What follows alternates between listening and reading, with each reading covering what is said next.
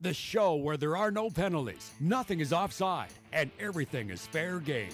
This is The Gloves Are Off.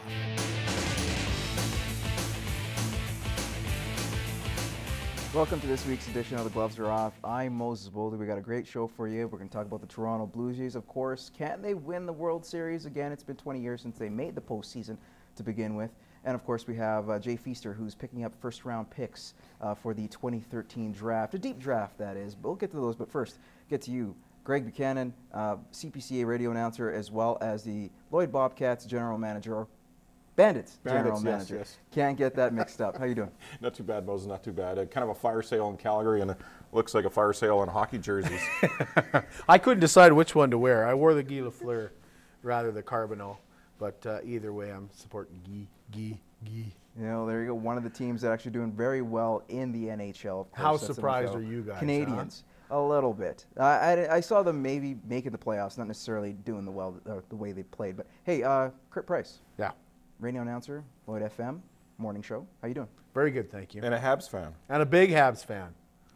You're as bright as the set. Let's go with that. Hey, you know what's a bright Could've spot? wore the white one. I'll say this. A team that the Montreal Canadiens will be rivaling against for at least first in that Eastern Conference is the Pittsburgh Penguins. And boy, oh boy, they've been hot. 15-0 in the month of March, picking up guys like, of course, Brendan Morrow.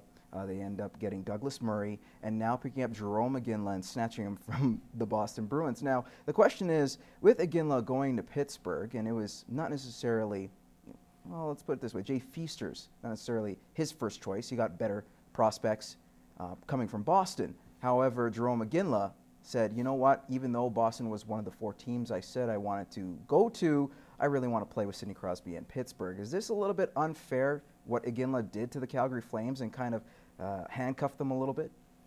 No, I don't think so. You know, I think that Jerome has earned the right to go where he wants to go. I would say Calgary handcuffed themselves when 2 years ago they didn't trade Jerome Iginla when they could have got a roster player for him, and they should have started rebuilding at least 2 years ago. The writing was on the wall for everybody but the Calgary Flames organization. And when they back when they signed Bouwmeester, you thought, why would Bouwmeester want to sign there? The Calgary Flames are going nowhere fast. And they should have traded Jerome 2 years ago where they could have got a roster player. Whereas, you know, when Cliff Fletcher traded Nieuwendyk for Iginla, he got a superstar in return. What have the Calgary Flames got for Jerome Iginla A bunch now? of first-round picks, if you look at what they've done. And I think that's the Two best thing they did. NCAA But players? a couple No. college players, one went And they're marginal undrafted. players at best. Those two NCAA players, maybe third or fourth line at best. They're going to spend a lot of time in the American Hockey League before they play in the NHL. They didn't get much for them. They should have dealt, like Kurt said, a couple of years ago. But you know what? The Calgary Flames are a 1972 Pinto. You just keep on putting paint on it, but still it's a 1972 Pinto. You have to rebuild, and right now the fire sale's on in Calgary, and yeah, they probably should have got more for Jerome, but they waited too long. And first-round draft picks, it's a crapshoot, right? You don't know what you're going to get in a draft. Nothing's for sure. I'm saying where they traded Jerome Iginla, they had to get something in return like Cliff Fletcher did, where they knew they were getting a bona fide star. But when you spend 16 years in an organization, I think it's the Calgary Flames. They have to give Jerome what he wants.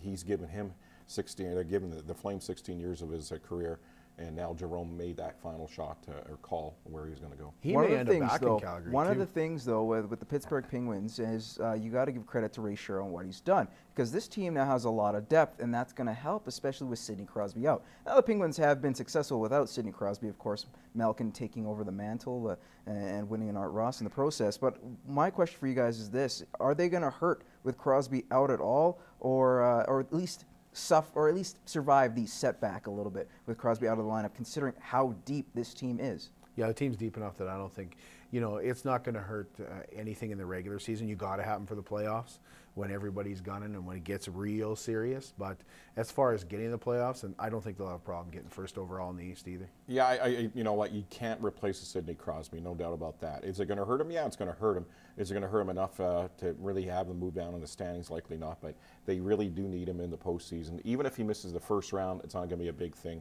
but he's got to be around deep in the playoffs. They're like the New York Yankees now. I just don't like them because they're loading up on so many players. You know, they're kind of trying to buy the Stanley Cup, and I always just like that. I like the teams that build within. The way that LA did it last year through trades and through the draft, That's what I like to see, with Pittsburgh going out and just acquiring everybody, and apparently they're not done yet. Well, the thing is, they also have a deep draft. They still have players within their prospects that will bring up and kind of fill those roles. But you can't blame Pittsburgh and New York Yankees. Come on, they at least have a salary cap. The thing is with Pittsburgh, what Pittsburgh added with Morrow and the back end, as well as Murray, again, more depth than anything. Like Morrow's not going to be a superstar for you, but come playoffs, great guy to have. Yeah. Iggy, great guy to have. A second, third liner, and Iggy's a guy that you can throw on the power play too if you're banged up a little bit. But you need a lot of depth, and the Eastern Conference is a war come the postseason, and get ready for it because you're going to need any guys that you can get on the ice on a given night. There might be more excitement in the Eastern Conference final than there would be the Stanley Cup final. I want to get to this, though, the trade bait situation. A lot of goalies are out there, of course, in plays. Roberto Luongo, Jonathan Bernier, Ryan Miller. Seems like a guy who's also been offered a little bit, too, dangled out there. And Mika Kiprusoff, given permission by the Leafs or at least talk to the Leafs by the Flames. Which of those four is more likely to be dealt by the trade deadline, or is there another goalie that you think would be dealt? Well, I think the best goalie in all those is Ryan Miller, but I don't think he's going anywhere until the offseason. They're definitely going to trade Ryan Miller, and he will most likely go to Detroit. But I'm convinced that Luongo's got to be gone from Vancouver, and Kiprusoff has to go from Calgary. The only question is, which one does Toronto want? Because they're going to get first choice of Luongo or Kiprusoff, but Vancouver has got to trade him because they don't have enough scoring going in the playoffs. They've got to get some kind of center for him, and Calgary would just be crazy not to trade Kiprusoff right now. Yeah, the Sedin twins are nothing like they were a few years ago. I know their quality of their play has dropped a lot, and they don't have any secondary scoring in Vancouver. So after them, there's not much there. So they need to pick up some scoring. Bobby Lou's going to be gone. Kipper is interesting now. Toronto has permission to talk to him, so it looks like maybe that'll convince him to get the heck out of Calgary, because they lose Iginla, they lose Bo Meester within how many days? Is his heart really in it right now in Calgary? Likely not. And Miller, Miller's likely a draft day trade. I think Miller's kind of a guy that all of a sudden you're going to see a big draft day trade, and he'll be part of it. He's the best goalie in that mix. Oh, by far. Yeah, but Buffalo's not going to trade him at the. They're not going to. And Bernier, nothing on him. I don't know if anybody wants Bernier. Well, for the price. For the price, if you're desperate for a backup, he's not going to be a starter. I can't see him coming in and being the guy that you go to in the playoffs on a night-by-night basis. But he's a good guy to have up as a backup. Why would LA trade him, though? Like, it's not like Jonathan Quick has had an incredible year. He's got back problems. I can't see why LA wouldn't want to keep him as a backup. Because Bernier doesn't want to be there, and he doesn't want to be a backup. He doesn't want to be there, but he's under contract, and you're going to need a backup going to the playoffs. So it doesn't make sense for LA to trade. They'd have to get a backup goalie for a backup goalie, in my opinion. It all depends what they can get for Bernier. If they can get a player that's going to help them come the postseason or get into the playoffs and stay in the playoffs, then they're probably going to make that deal. But the deal's going to be right for LA. All right, we're going to take a quick commercial break. We'll be back with more Gloves Are Off.